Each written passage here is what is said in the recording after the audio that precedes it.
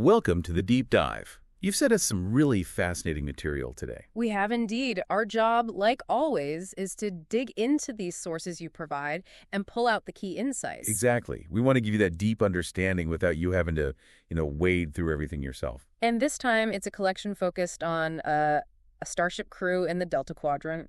We've got away team logs, medical reports, even some personal reflections. It's all from these excerpts from the gift. Right. So the mission here is to unpack what happened during their exploration of an alien moon, then a planet, and how it all connects back really deeply to one specific crew member's past. It's quite a story. You sent us these logs, so let's get into it. Okay, so it starts simply enough, right? An away team needs polypharinide. Yeah, essential stuff for their warp drive, for faster than light travel, basically. They're on this moon looking for deposits. But they hit a snag almost immediately. They do. The deposits they find, contaminated, useless. But that problem actually leads to something else.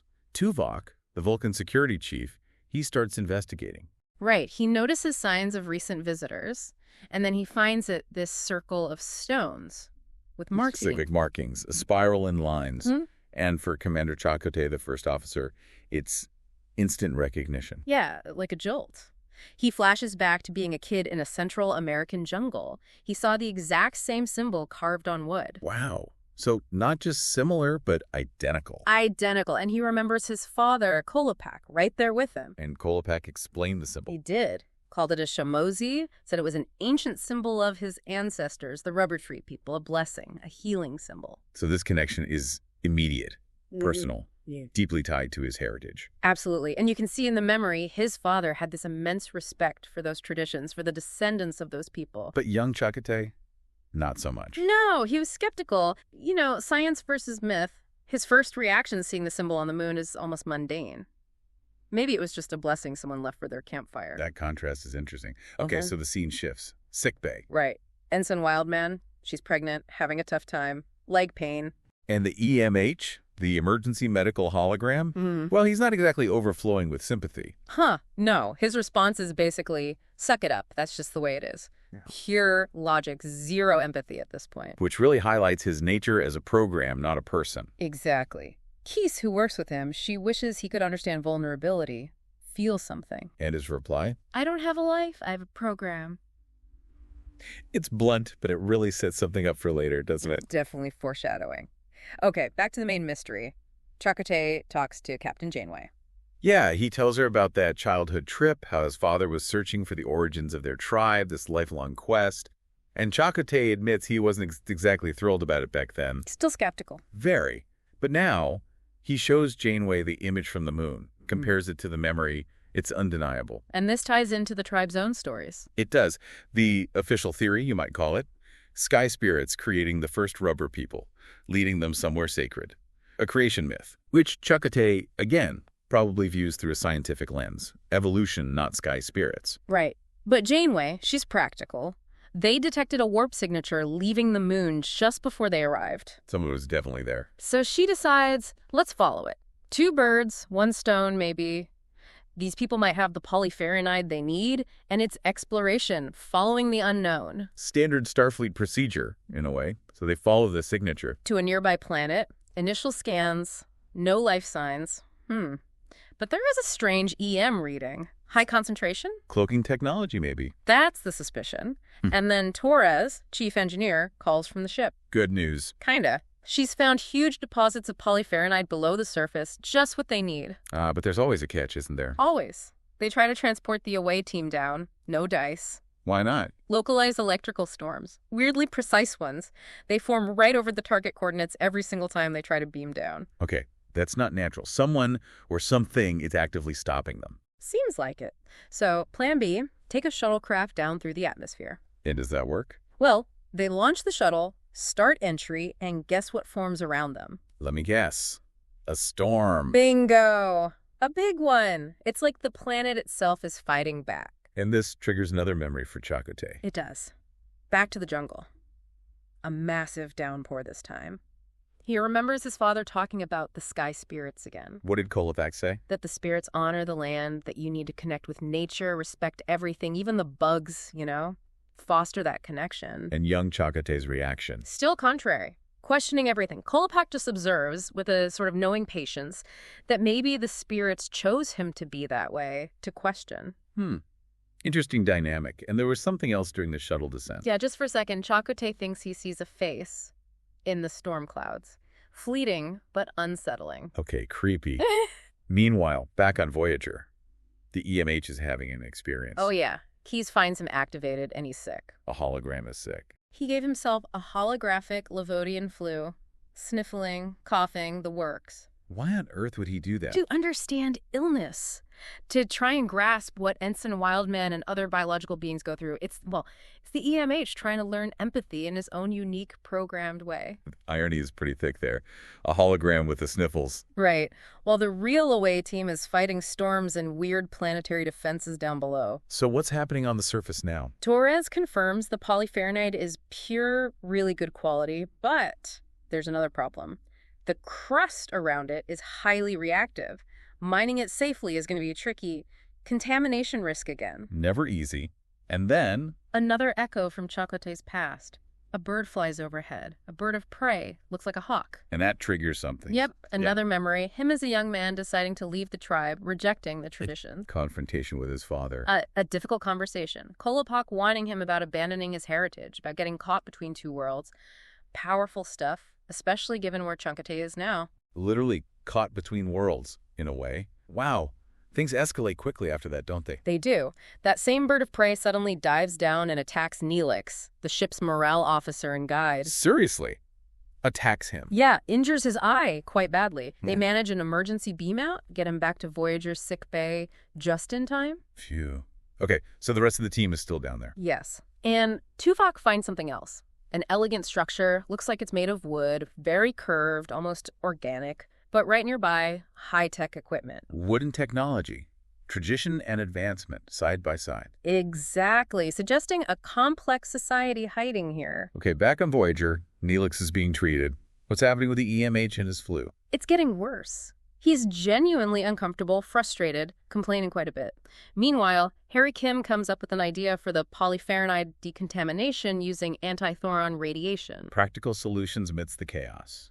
And on the planet. Chakotay observes the settlement near the wooden structure. It looks abandoned, but recently, like people left in a hurry. And he's still seeing things. That face, it keeps flashing in his mind, like a memory of someone he's never met. It's deeply unsettling him. And sensors show nothing. Tuvok sees nothing. Nothing. No energy readings, no life signs nearby that could explain it. It seems entirely in Chakotay's head, but feels real. Which leads him to make a pretty drastic decision. A huge one. He orders the away team Tuvok and Torres to lower their phasers, disarm. Whoa! Against protocol. Tuvok must have objected. Oh, strongly. Tuvok is all logic and procedure. This is an unknown, potentially hostile situation. Disarming is illogical, dangerous. So why does Chakotay do it? It goes back to that memory, the other part of that memory in Central America, when Kolopak's group finally encountered the hidden descendants of the Rubber Tree people. What happened then? Kolopak immediately had his group disarm, put down their tools, their weapons, a gesture of peace to show they meant no harm. And did it work? It did. After a tense moment, the tribe saw Kolopak recognize their Tramozi symbol. He spoke a few words in their ancient language. They realized they shared a heritage. "We're of the same hand," Kolopak said. "Acceptance." So Chakotay is trying to replicate that moment of trust, a leap of faith based on his father's wisdom. Exactly. But the planet, or whoever controls it, reacts differently this time. Oh. As soon as Chakotay raises his empty hands, this incredibly strong wind kicks up out of nowhere. Powerful gusts. Not good. Forces them to retreat toward the shuttle. But in the confusion, Chakotay gets separated. Oh, no. And then a huge tree, pushed by the wind maybe, falls and pins him. He's trapped. What? They beam him out? Tuvok and Torres manage to activate their own emergency transport back to Voyager just before they lose the signal. But Chakotay, the beam, locks, then fails. He's stuck. And his comm badge gets lost in the chaos. He's completely cut off. Okay, this is bad. What's Voyager doing? Crisis mode. The shuttle they left in orbit vanished. Just gone from sensors. So now Chakotay's missing, the shuttle's missing. Janeway decides she has to lead a new team down herself. While all this is happening, what about the EMH? His holographic flu has gone critical. It's run longer than programmed, and his matrix is starting to destabilize. He's experiencing essentially a simulated death, and he's terrified, truly afraid. But it's just a program. Try telling him that. It feels real to him. Then Case confesses. Confesses what? She deliberately extended the flu program, made it worse. How would she do that? To make the experience meaningful, to force him to confront that vulnerability she wished he could understand. Risky, maybe unethical, but insightful in a way. Wow. Okay. Down on the planet, Chakotay wakes up. Alone. Pinned, injured, no comms. He manages to free himself. He sees the strange wooden structure nearby. And he remembers his father again. Yes, specifically how the Central American tribe asked Kolopak's group to remove their clothes, to be one with us, vulnerable, open. So Chakotay. He walks towards the structure and starts taking off his Starfleet uniform, piece by piece. A complete act of surrender, of vulnerability. Echoing his father's gesture and the tribe's request. Exactly. He remembers them marking his father's forehead with the Chimozi tattoo design, signifying acceptance. And Chakotay, now naked, calls out. What does he say? Something like, "You have nothing to fear from me. Talk to me. Let me see you." A direct plea. Then he notices a simple garment left nearby, clearly alien, and puts it on. Meanwhile, Voyager's still trying to get down there. Yes, but the transporter is still blocked. Tuvok, back on the bridge, comes to the logical conclusion. Someone is consciously manipulating the environment as a defense system. So Janeway makes the call. The big one, land Voyager itself. Despite the atmospheric storms, despite the risks, to get Chakotay back. That's incredibly dangerous for a starship. Extremely. As they enter the atmosphere, the storms intensify massively. Extreme turbulence, lightning strikes, then the inertial dampers fail. Oh, that's bad. People would be thrown around inside the ship. Yes. And then a massive cyclone forms right around Voyager, trapping it in a vortex. They're losing altitude, fighting just to keep the engines online. It's desperate. And Chakotay. He takes shelter in a small cave just as lightning starts striking all around the structure. It's incredibly intense. And then contact. Finally, a light shines into the cave. Beings appear. They speak to him, but it's the ancient language of the Rubbertree people. He can't understand it. But the symbol. He recognizes the idea. He remembers his father drawing the Chimozi in the dirt, so Chakotay speaks the one word he knows. Chimozi. And they understand. The leader steps forward, acknowledges the word, then gently turns Chakotay's face, looking at his own tattoo, and reveals the exact same marking on his own forehead. Whoa. Connection confirmed. Absolutely. The leader then uses some kind of translation device, speaks to Chakotay in English, explains the forehead marking honors their ancestors. And then comes the big reveal. The massive reveal. He says they visited Earth 45,000 years ago. 45,000, not 45. 1,000. Prehistoric times. They encountered nomadic human hunters, people who had this deep respect for the land, for nature.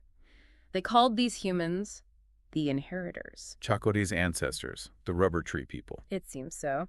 And these aliens, impressed by the inheritors' connection to the planet, gave them a gift, a genetic enhancement, something to help them thrive, protect the world. So they interfered genetically? Apparently so.